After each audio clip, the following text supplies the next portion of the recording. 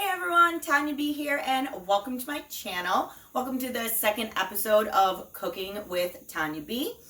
For those of you who don't know, I am Tania B. I do mainly unboxings, product reviews, and empties, and am now doing my new segment, Cooking with Tania B. Go ahead and hit that subscribe button down below so you can see all of my future uploads.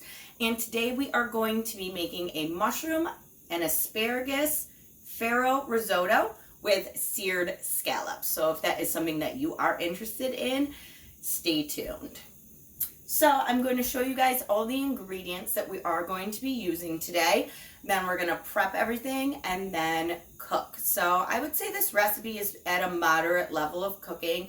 So if you are a beginner, this may not be the easiest, but I'm going to try to make it step by step and as easy as humanly possible for you. This is definitely the type of dish that you can do on date night or weekend, something to impress your significant other, or I am making this dinner tonight for my best friend. So the ingredients we are going to be using are farro. Just make sure that you don't get the quick cook farro because we are making this into a risotto. We do need the type of farro that takes the whole 30 minutes to cook. The quick cook kind will just go way too fast. We have asparagus. For 2 people, I have just under half a pound of asparagus, probably about 10 spears or so. We have cremini mushrooms. I got 8 mushrooms. I have scallops, and I did get 8 scallops, sea salt and pepper, some olive oil, and then some black truffle oil is in this recipe. I understand like truffle oil is not something everybody has on hand. It's kind of an expensive ingredient. This little teeny bottle is like $25. So if you want to omit the truffle oil, go right ahead. Truffle basically tastes like mushrooms anyway, and we are putting mushrooms in the dish, so it's really just to boost up that mushroom flavor. Half a shallot, some fresh thyme, which if you need to use dried thyme, that's fine. I just happen to have an herb garden in my house, so I had some fresh thyme. Garlic, go ahead and use fresh if you want. I am being lazy and using minced garlic in the jar. And then some Parmesan Reggiano. The big fat kind is probably the best, but I just had all these like extra Parmesans laying around and I want to use them up. Need about 3 tablespoons total. So that is everything that we need to get started, and we are now going to prep all of our vegetables. All right, so the first thing we're going to do is prep the asparagus. It's pretty basic. We are just going to cut the ends off, and these we are going to discard into the garbage. And then we are just going to cut this into, I would say, thirds. So we have tips and then some of the main body. I'm just going to put these in a bowl and set them aside. That's pretty easy. The second thing that we are going to do is going to be the mushrooms. Now, some people really like the core of the mushrooms. I don't. I don't really love the consistency of it. So I tend to take it out when I am prepping mushrooms. I said that I did get 8 of these, and then all we are going to do is we're going to go ahead and just slice these mushrooms into maybe 5 or 6 pieces each. All right, so this is all 8 mushrooms chopped up into a bowl. We are also going to put that to the side. Next up, we are going to do half of a shallot. We are going to just mince this up so it is the same size as the garlic. So, yes, if you guys would like to see anything in particular, I feel like my wheelhouse for cooking is pretty big. So you can always leave me a comment down below in any of my cooking videos and just let me know what you guys would like to see.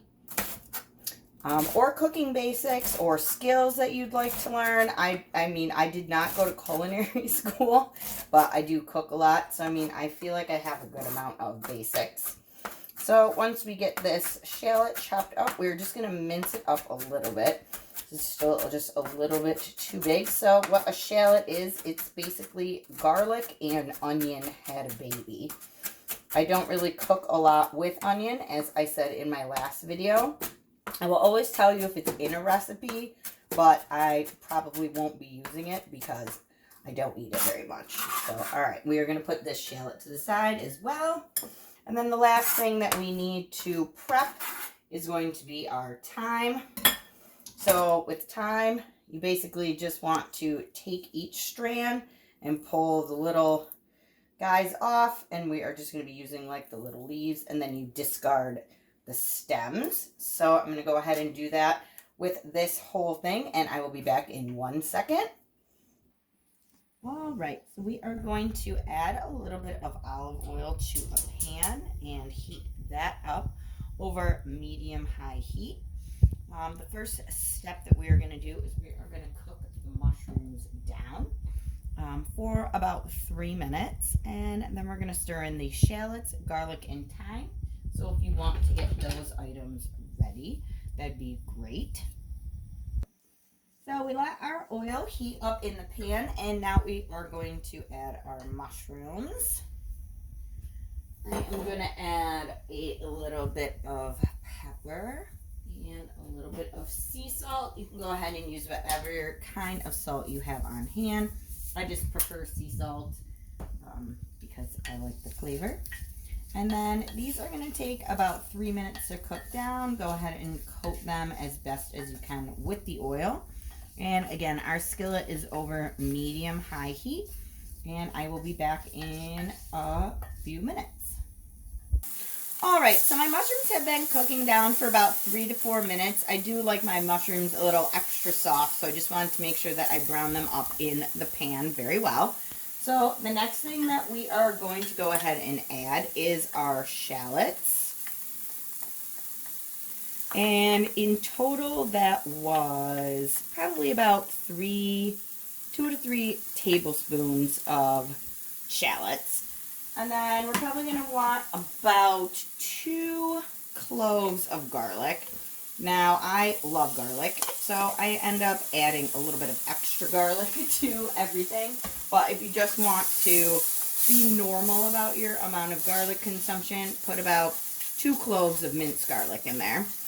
And then you need a tablespoon of fresh thyme. And like I said, if you have dried thyme, that's fine. Put in 2 tablespoons. Dried herbs are less potent than fresh herbs, so you just need about twice as much. So we are just going to cook this down for about a minute or 2. And then we are going to go ahead and add our farro and start the risotto making process.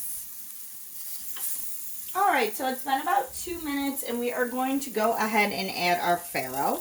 I am adding 1 cup of farro. By the way, this recipe yields 4 servings.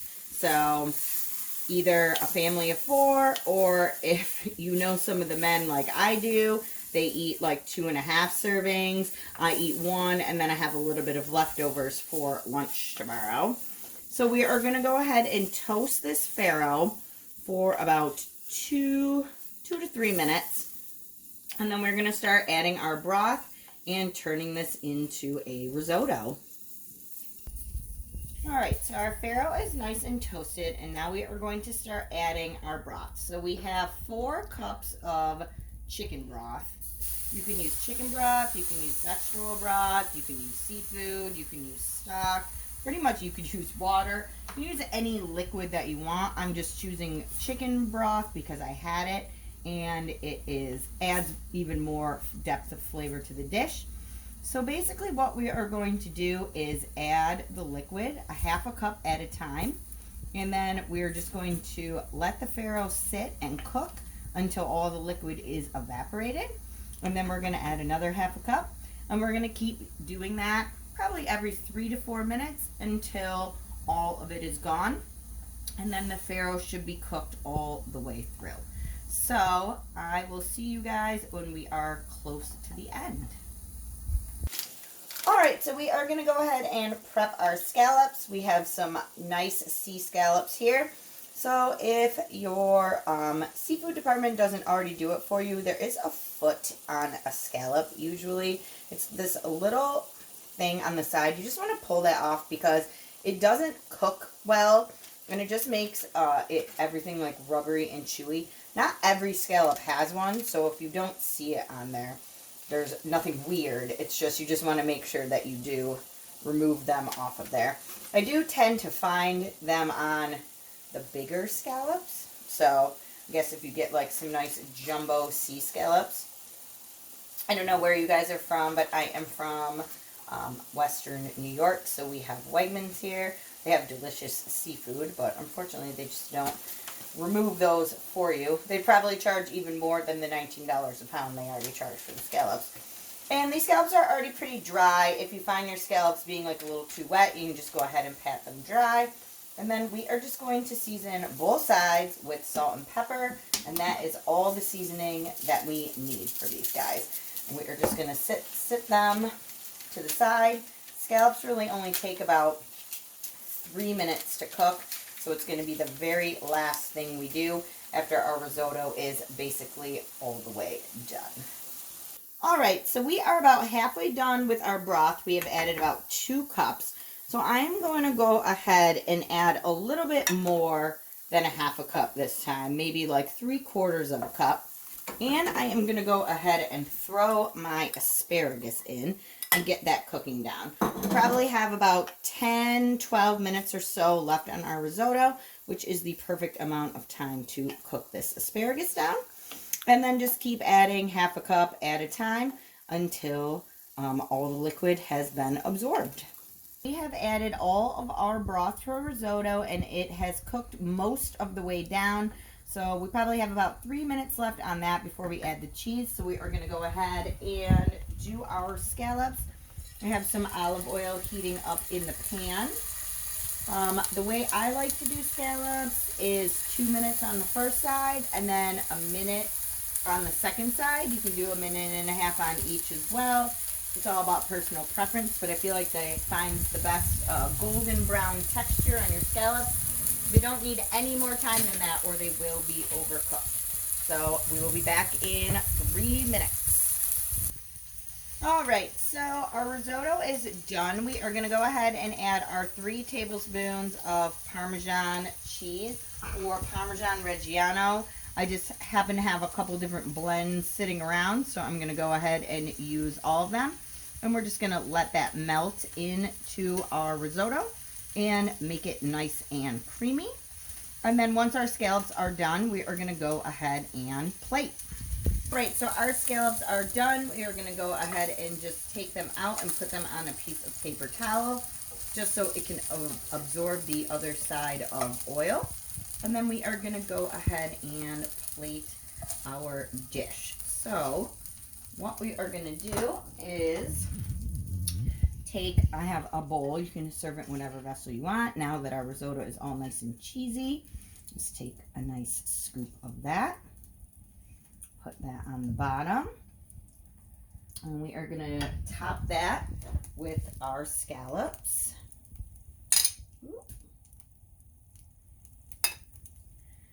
And then we're going to go ahead and top the dish with a little bit of parsley, just to add some green. And I said, and if you want, we are just going to add the couple drops of truffle oil. Truffle oil is very strong. So we're just going to add a couple drops. And that is it. That is our Farro asparagus, Parmesan, and mushroom risotto with seared scallops. Thank you for joining me, and I will see you guys in my next video.